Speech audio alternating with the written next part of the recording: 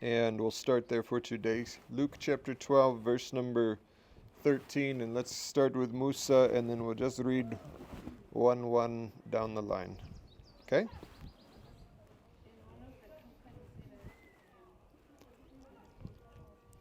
Mm-hmm.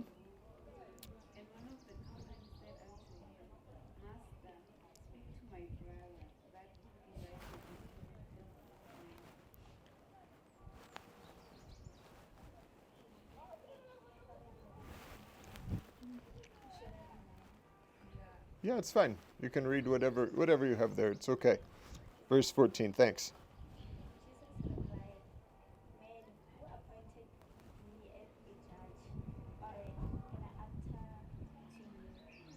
Okay?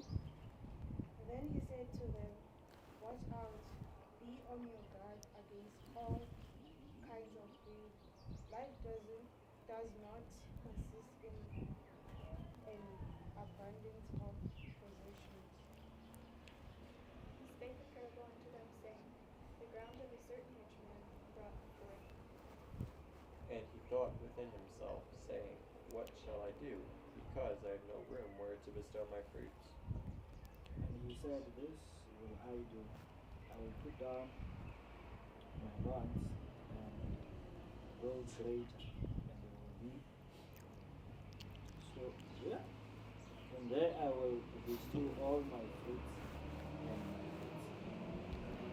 And I will say to my soul, Soul, thou hast much goods laid up for many years. Take thine ease, eat, drink, and be merry. But God said unto him, Thou fool, this night thy soul shall be required of thee. Then whose shall those things be which thou hast provided? So is he that layeth up treasure for himself, and is not rich towards God. So I wanted to jump from some of the other things we've been talking about, salvation and what the Bible teaches about that. I want to take a little different focus today. Here we're going to see what Jesus teaches us about. Really, if I can summarize what Jesus is teaching us here, it's the importance of seeking after God. And we learn a lot of lessons here. So let's just look at this. If you go back to verse 13, the occasion for what Jesus is going to teach us is there's a man who comes to him in verse 13. And he asks him to do something. In 13, he says, Master, speaking to Jesus, he calls him the Master. He says, Speak to my brother so that he divide the inheritance with me. So we don't know who is this guy who's asking Jesus to talk to his brother, but obviously they had a problem. This guy and his brother, they had a problem. The problem was about money. You see that? I mean, he wants him to tell his brother to divide the inheritance. Did you ever see when someone dies and they leave an inheritance for their kids, for their children? Did you ever see the children arguing and fighting over who gets what piece? This is normal, isn't it? And it's actually very sad. Why do people fight over things like this? Let me just talk to you for a minute. Just think about your father, your mother, your grandfather, your uncle, your cousin, somebody that you know, that you love, and had some money, and they die, and everybody wants a piece, right? Everybody wants a piece. Of course, that's normal. We expect that. But you have to ask yourself a question. How important is money that you just finished the funeral. You just buried that one, and nobody cares that he's gone. The only thing they now care about is who gets his money. Hey, how selfish is that? It's almost like people sit around waiting, hoping for this rich uncle, he can die so that I can get his things. Wow. Now, I think it's normal. All of us enjoy money. We all like to get things, and there's nothing wrong with money is not sinful. Things are not sinful. But obviously, this guy and his brother were fighting over inheritance. Maybe it was money, maybe it was land, maybe it was possessions. The Bible doesn't tell us. It doesn't matter. It's all the same. Jesus answers his question with a question in verse 14. And he says, "Man, who made me a judge or a divider over you?" In other words, Jesus says to him, I think you guys need to solve this problem yourselves. And the problem is not the money. The problem is the greed. The problem is not how are we going to divide this. The problem is everyone is selfish, and the only thing they care about is they want their peace. And you say, yeah, but you have to be selfish, because if you're not selfish, then the other one's going to take advantage. So this guy's going to take 90% and give you 10%, and that's not right. No, that wouldn't be right. But Jesus tells them, figure it out. And then Jesus uses this as an opportunity to teach this man and everyone that was around listening, to teach us something about what is really important. So he gives a warning in verse 15. Let's jump back to Musa. Can you read 15 again?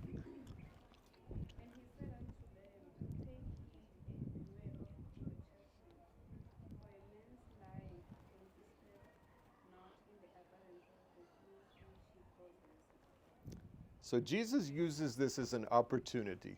This normal situation, you have seen this happen before. Maybe it's happened in your family with some of your relatives. If it hasn't happened yet, it probably will one day. Somebody's going to die. They're going to have some property. They're going to have a little bit of money. They're going to have a few things. And everybody's going to negotiate to get their portion.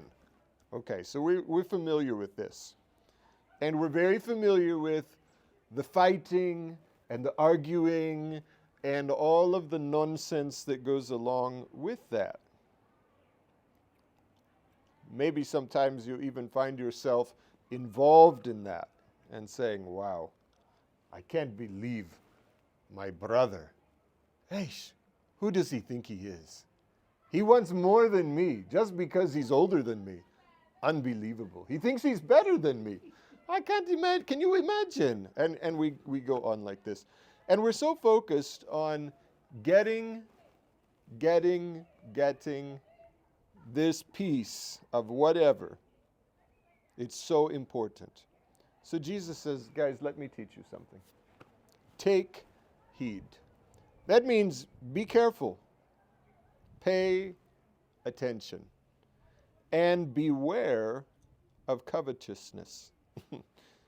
You know, that's an interesting word. He says beware. Did you ever see the sign that says beware of the dog? He bites. Yeah. What do you think when you see that sign? You don't care. No. Yeah.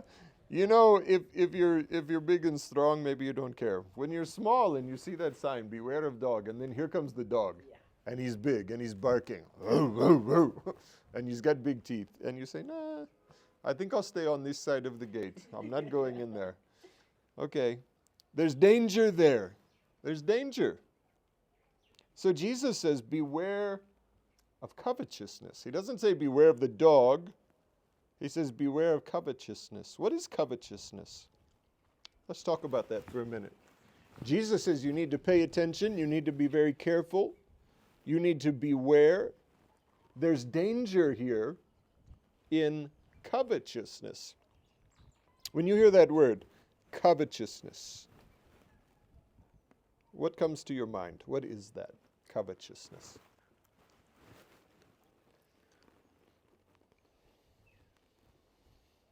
Help me out.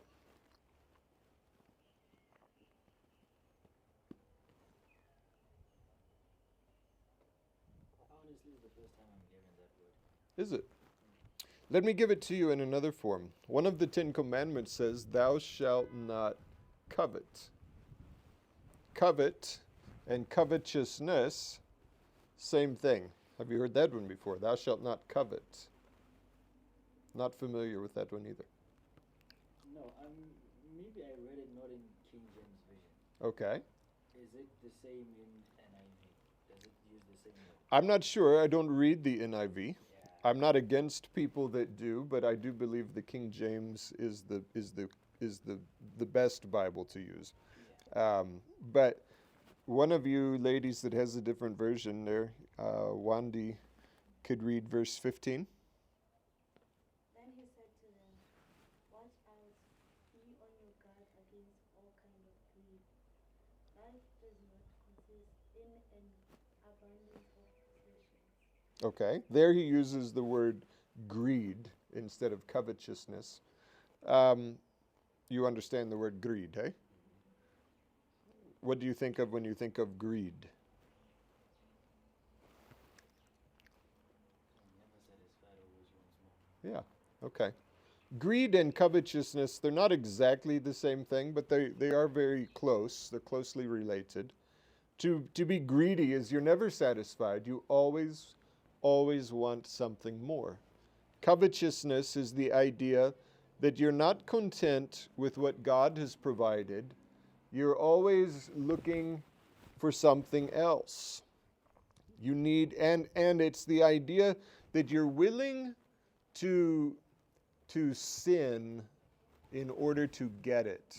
Okay? It's not wrong as human beings to want something better for ourselves. Okay? So let's understand this.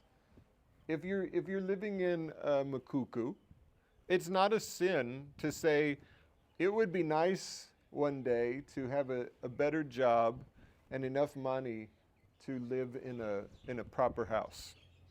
There's nothing wrong with wanting that and working hard in order to improve your living situation.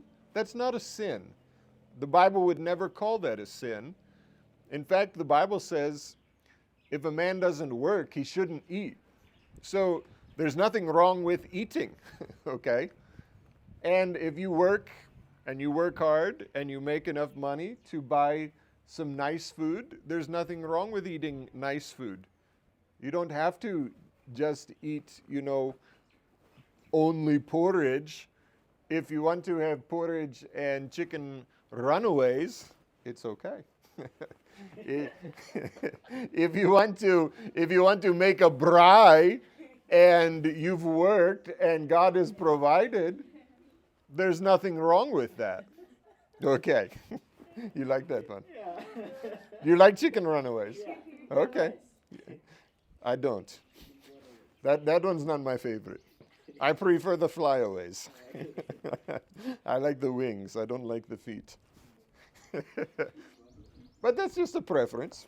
Okay, so the Bible is not teaching that it's a sin, nay, to want to improve your standard of living. It's not a sin to buy some nice clothes. It's not a sin to live to save your money and buy a car. It's not a sin. There's nothing wrong with that. But you say, well, what's the problem then with covetousness?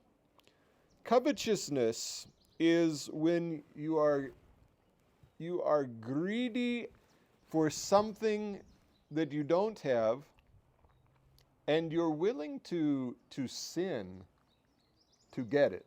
You're willing to sin. You become consumed with that thing. It's the only thing you think about. You're willing to steal. You're willing to lie. You're willing to cheat. We see people do this all the time, don't we? People will lie on their CV to get a job. Why? Because they're covetous. You know, just be honest. This is really a good principle of life. Live honestly. Yo, how many people in South African culture are living honestly? I'm talking about all the cultures in South Africa. I'm not talking about the Sotho people or the Tsonga people or the what people. Everybody here. How many people are living honestly? Eesh. You know, it's not human nature. Most people are willing to lie in order to advance themselves. Am I wrong? Most people would be willing to steal if they thought no one will catch me. Huh. Yo. The thing that keeps most people from stealing is just they don't want to get caught.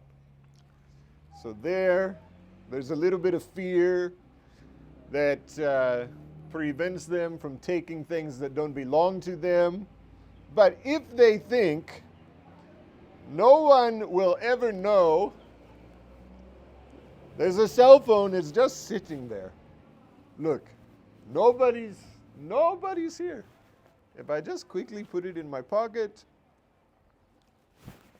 who's going to find out? Come on. This is covetousness.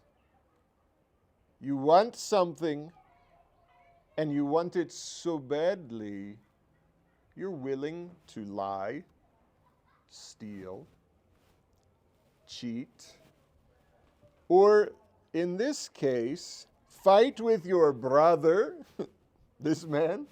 Jesus, tell my brother to divide the inheritance with me. You get the picture. He's not happy with his brother.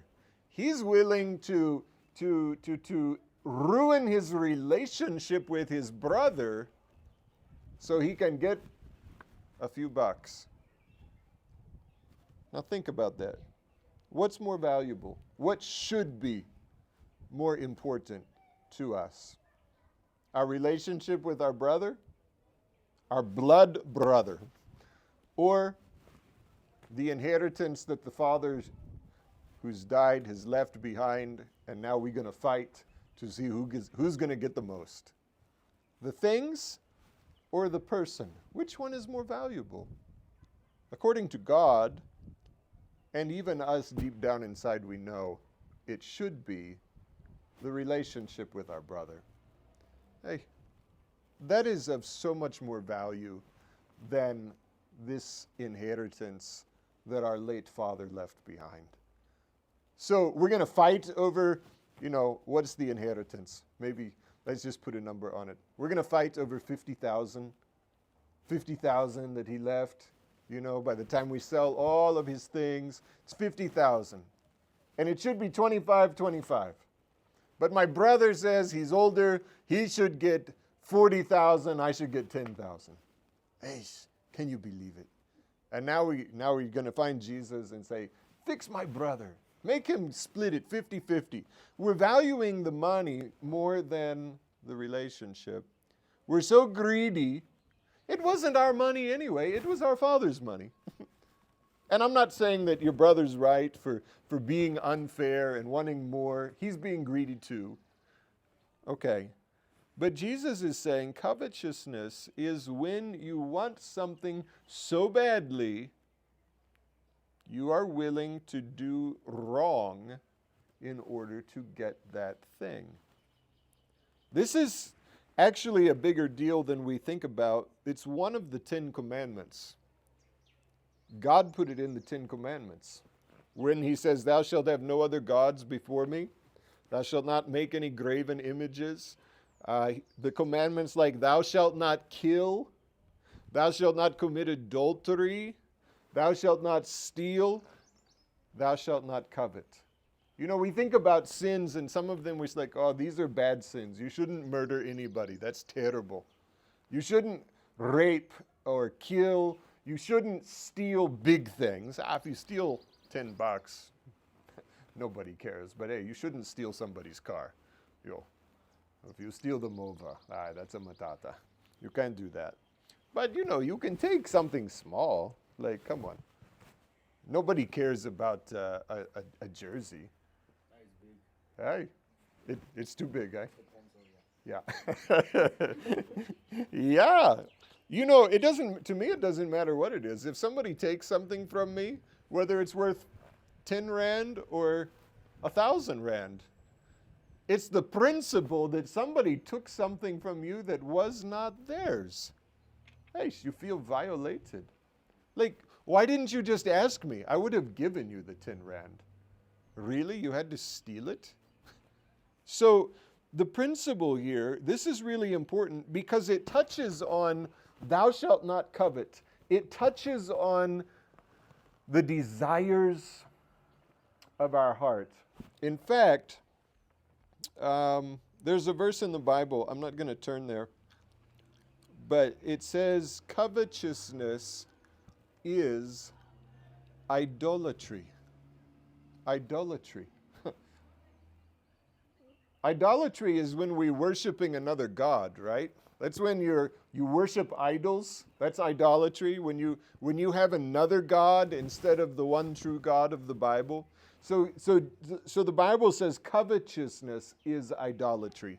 Covetousness is when you are worshiping money or possessions or something else, and you want that so badly, you will do anything to get that.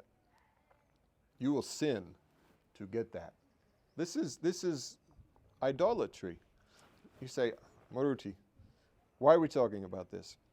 Because Jesus is. And look at the warning Jesus says. The reason he says in verse 15, beware of covetousness. Then he gives the reason why. A man's life consisteth not in the abundance of the things which he possesseth. What does that mean? A man's life consisteth not in the abundance of the things which he possesseth. We're in verse 15. Talk to me. What does that mean? Jesus says, this is why you should beware of covetousness. A man's life consisteth not in the abundance of the things which he possesseth. What's that mean? Put it in another way.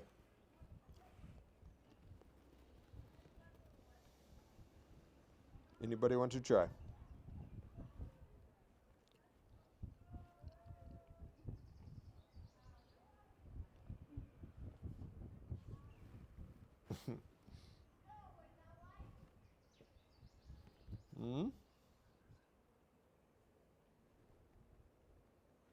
A man's life consisteth not in the abundance of the things which he possesseth.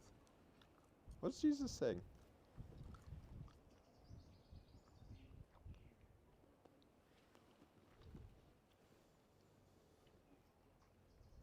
Yeah, you have to think today at the Bible study.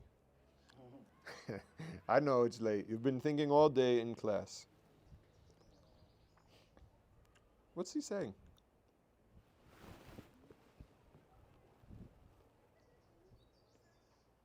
A man's life does not revolve only around what he has. Yeah. Okay. A man's life does not revolve only around what he has. How else would you say that? Somebody else? Add something to that?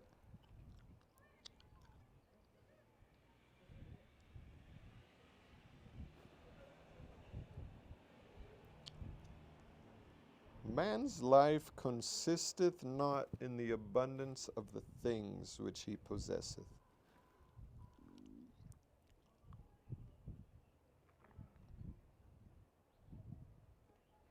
Anybody add anything to that?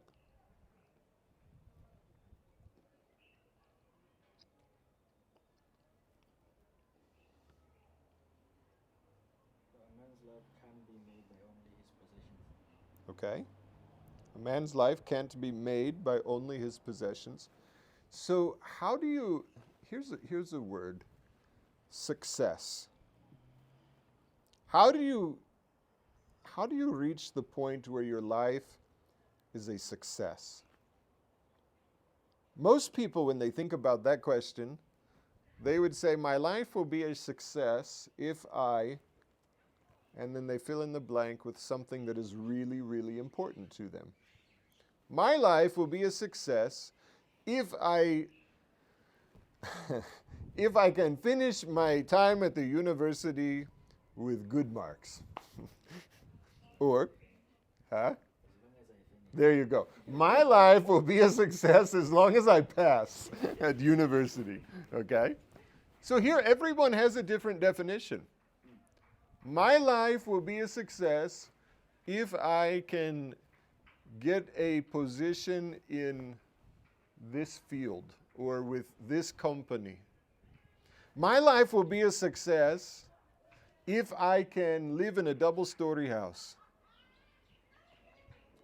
I don't know, we don't always think about it like and put it down on a piece of paper, but if I gave you a piece of paper and asked you to fill that in, I would be curious, what would you put there?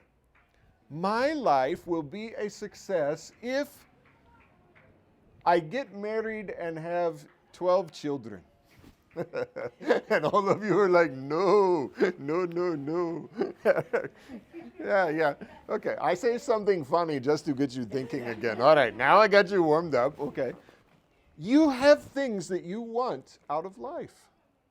You do. Maybe you've never thought about it clearly enough to articulate it or to be able to fill it in the blank. But there are things that you want from life. What is it? Some people, if they never got married, they would think their life was a failure because they really want to find a person that they love and can spend the rest of their life with, settle down, have a family, and enjoy their family. And that's not a bad goal. I mean, God is the one who created family. That's a good goal. But you don't have to have that in order for your life to be a success. Some people think their life will be a failure if they don't make a certain salary. Then they cannot enjoy their life. It's just not going, it's never going to satisfy them if their salary is not at a certain level. And everybody has a different idea of how much would be enough. Am I wrong? I mean, there's some people who make a salary of $10,000 a month, and they're okay with that. And then there's other people that said, man, if I only made $10,000 a month, yeesh, I would die. There's other people who make, so you can put a number on it, and everyone is different. And there's a lot of different reasons why it's different for everybody. But put whatever number you want on it. If your salary was $100,000 a month, does that mean your life is a success? I know guys who make $100,000 a month. And I would look at their life and say their life is a failure. I know guys who make more than $100,000 a month, and their life is terrible, terrible, empty, meaningless. Because money is not what makes your life valuable. Your house, your car, your clothes, your shoes, the food, your friends, your family. Those things are not sinful or wrong. There's nothing wrong with having any of those things or all of those things. But you could have all of those things and your life still be a failure, not be a success. That's what Jesus is saying in verse 15. When he says, your life, a man's life, consisteth not in the abundance of the things which he possesses. In other words, you could have abundant things. You could possess great abundance. But your life could still be a failure. Wow. Now, that's not how most people think. Most people think money cannot buy happiness, but money can buy things, and things make me happy. And you know what? Many people who have had a lot of money and a lot of things and lived however they want, when they got to the end of their life, they lived so selfishly that their wife hates them, their kid hates them, nobody wants to be with them, and they die alone because their money made them so covetous and greedy and made them so selfish that they were the worst people to be with. Have you ever been with a person who is selfish? You can say yes, because every morning when you look in the mirror, you look at a selfish person. Let's be honest. We're all selfish. It's human nature. And you know what I mean. Someone who's like really, really, really selfish. They don't care about anybody else, only themselves. They don't care about you. You don't really usually like to hang out with people who only care about themselves. Why? Because they're not nice people. There's no pleasure in spending time with someone like that. This person who thinks my life is a success if I get a lot of things, they are a very selfish person. Very selfish. And very confused. So Jesus says, be aware. Now let's drive this home to the main point for today. He tells a story to demonstrate this truth. So the truth in verse 15, beware of covetousness. Your life does not consist in the abundance of things that you possess. So he tells this parable in 16. He says, the ground of a certain rich man brought forth plentifully. Okay? So here's a rich man, and he plants his fields, and he has a good year. Okay? We've all seen farmers who have a lot of money, and when they have a good year, they have even more money. Why? Because when those things grow up, that's money. That's money. And this rich man, in 17, thinks within himself. He says, what shall I do? I have no room to bestow my fruits. This guy starts looking at his crops. It's time for the harvest. He's like, look at all of this. Wow. Yo, my barns are too small. I don't have anywhere to put this. I need another pack house. I need to build some more buildings because there's nowhere to contain all of the harvest. So we can bring it in so that we can sell it. He says, okay, I know what I will do in 18. This will I do.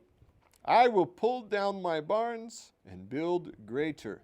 And there will I bestow all of my fruits and my goods. He says, I'm gonna build bigger warehouse, bigger pack house.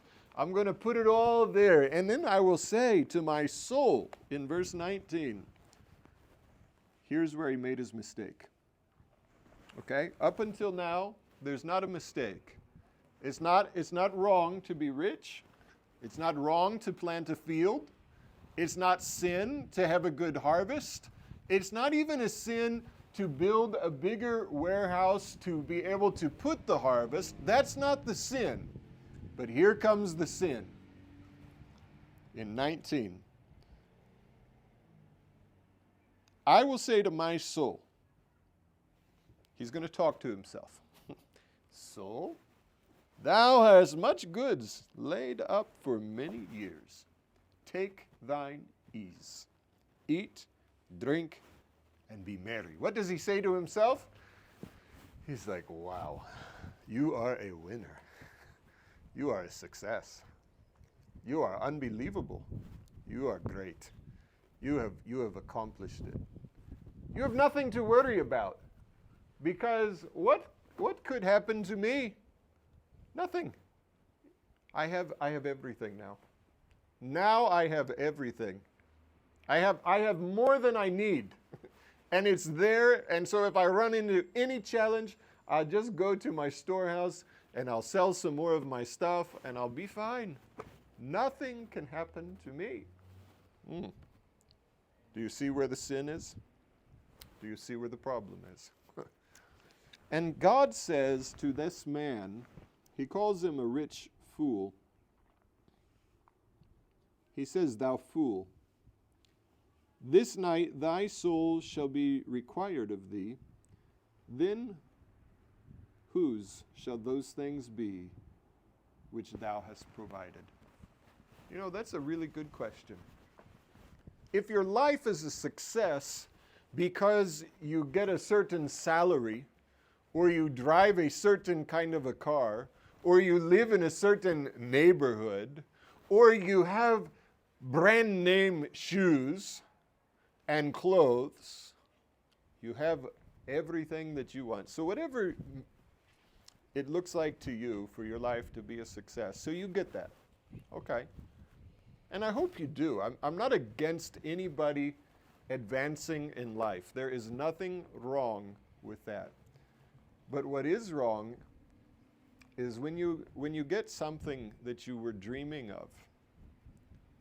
What the problem is when you get that thing, it makes you think more highly of yourself than you ought to think. Now you become self-sufficient. Now you become proud. Now you become reliant on you, your strength, your abilities, the things you provided for yourself, your bank account, and you think, I'm good. Nothing can happen to me. And God says, this man, yeah, he was successful as a farmer.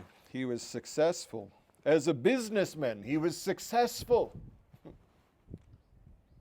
But he forgot about one very important thing.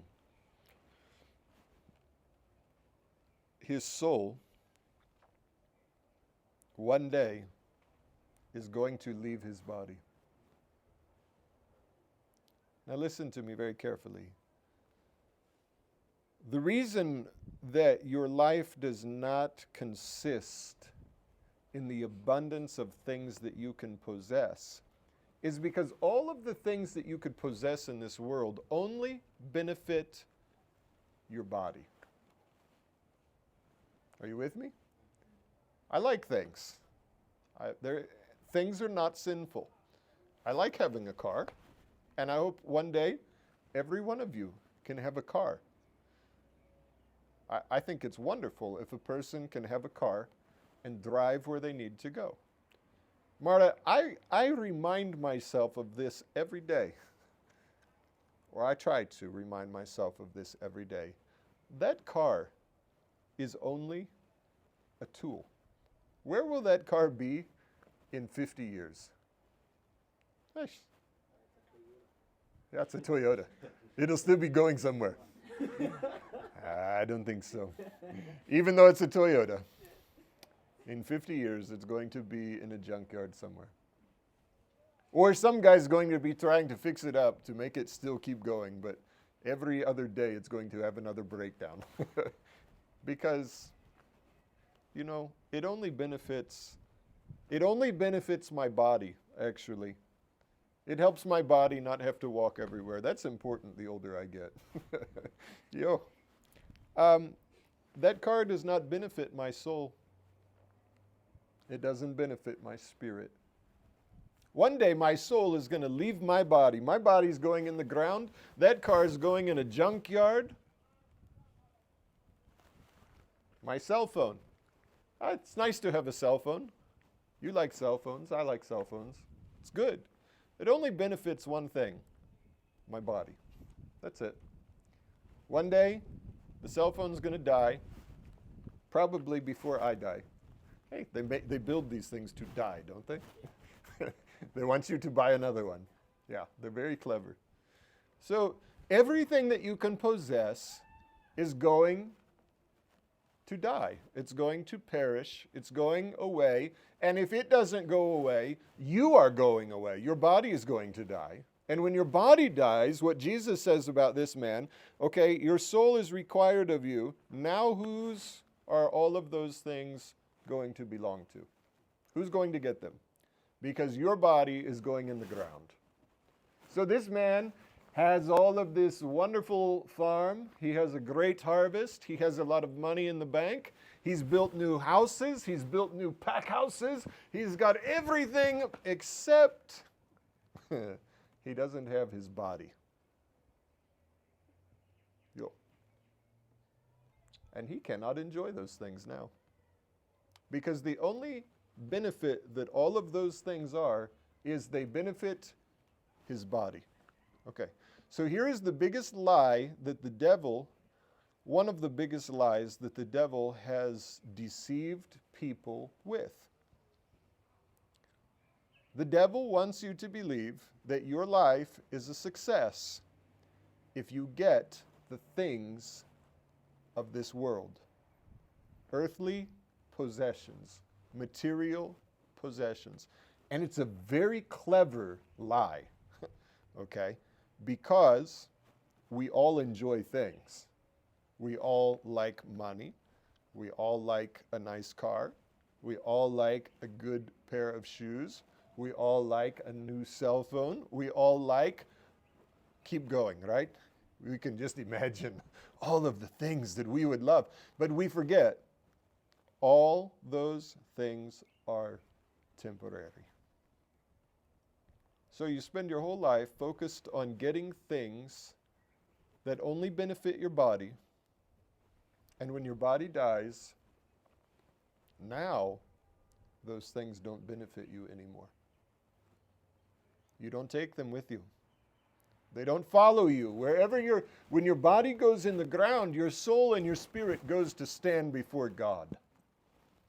And all those things don't come with you. Your money stays down here in FNB or Capitec or ABSA or wherever you put it. It stays behind for your relatives to do what this guy was doing in verse 13. They're going to fight about it. Hey, Cthulhu left us 50,000. I want my share. Cthulhu doesn't care. He's gone.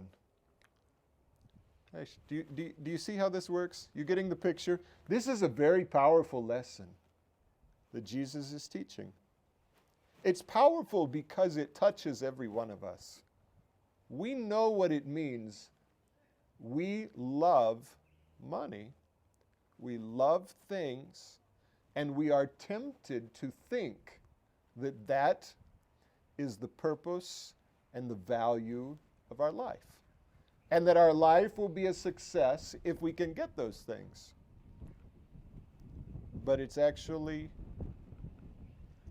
not really true. You can get all of those things and your life be a failure. Jesus finishes the point in verse 21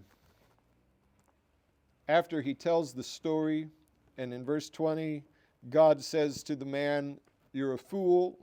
Tonight your soul is required of you, and then whose shall those things be which you've provided?" Verse 21, "So is he that lays up treasure for himself and is not rich towards God." So now Jesus just puts his finger right on the point, and let me make the application. There's two kinds of treasure that you can focus on.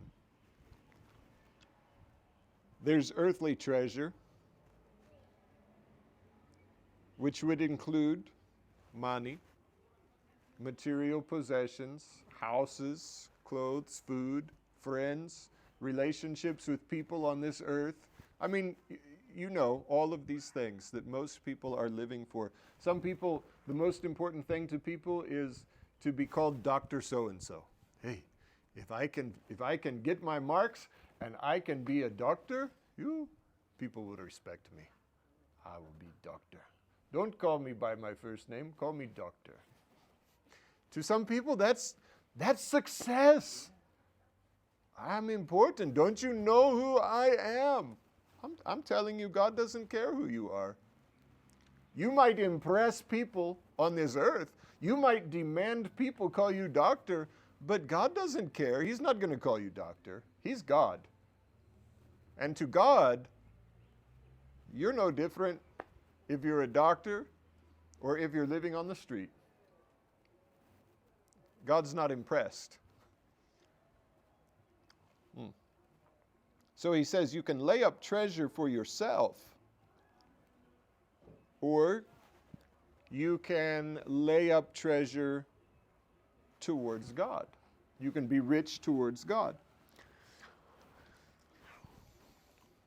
That's where this man made his mistake. He thought, since he had done such a good job being a farmer, making lots of money, he could provide all of his physical needs, and he could. So it looked like success, because he was living a nice life. But he was wicked. While he's living his nice life, enjoying his nice things and all of his money, he's not even thinking a half of a thought about God. He's not even considering that one day his body's going in the ground and his soul is going to answer to God. You know, that seems kind of foolish. When you think about it, how long are you going to live on this earth? How long is your body going to be alive? Not that long. If you make it to 100,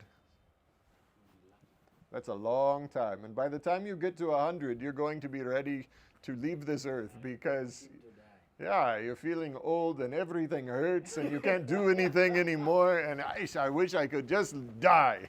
I've heard people say that. I don't even want to be alive. I can't enjoy anything anymore. I've lost all of my teeth. I can't even eat. You know, there's no pleasure in life anymore. Okay? So 100 years, maximum. Maximum. How long does your soul live? According to the Bible, your soul is eternal. That means it never dies. Never. That's a long time. So you would think, if you're wise, that you would look at this and say, my body lives for maybe 100 years. My soul lives forever. I can provide everything for my body so that my life can be nice and my body can enjoy all of these things on this earth. Or I can lay up treasure and prepare my soul to meet God, so that when my soul leaves my body, I know that my soul is going to live with God forever. So even if I have to live in a makuku while I'm here for 100 years, if my soul is right with God and I die and I go to heaven, that sounds pretty successful to me. If you can live in a mansion here, a mansion. There was a guy in Zanin, Mac P. Maybe some of you know him. Or heard about him. He was a big construction guy. He got all of these construction bids for ANC. I think he was a comrade. And, he's got a big house, massive mansion. He has cars. He's Lamborghini, Mercedes, everything you could imagine. He lived about 10 kilometers outside of Zanin. Every time we would drive by his house, the guys would always say, that's Mac P's house. Everybody knew who he was. The guy had women, he had wine, he had cars, he had houses, he had money. He's still alive. He's still there. He is enjoying his life. Okay. But I guarantee you, he does not know God. He's a wicked man. He has success for his body in this life. But when he dies, and he will die. One day his body goes in the ground. And all of that stuff stays here. And Macpea's soul goes to meet God. And he laid up all of his treasure on earth, and he forgot to seek God. He forgot to lay up treasure with God. And now his soul is going to live in hell forever because he didn't care about a relationship with God. That's what Jesus is saying here. He's saying to this man, listen, don't make this mistake. Who cares how much money you get from the inheritance? There's more important things in life. And what I want to challenge you with today is this thought. You know,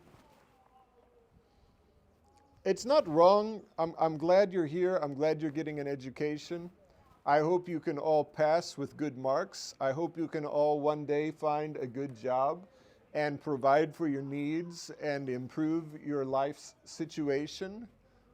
I wish all of you good success in this life.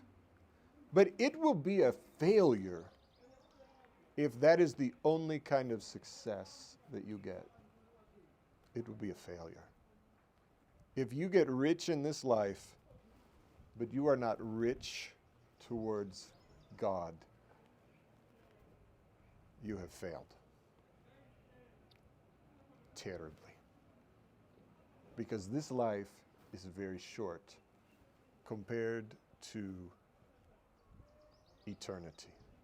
When your soul leaves your body and goes into eternity, and you have not had time to seek God, you have not had time to be saved, you have not had time to live your life for Christ. You didn't love Christ here, you will not be with Christ there. Don't fool yourself. If you are living for the things of this world, focused on all of those things, you are not living for Christ. These two things don't really mix. You love one or the other.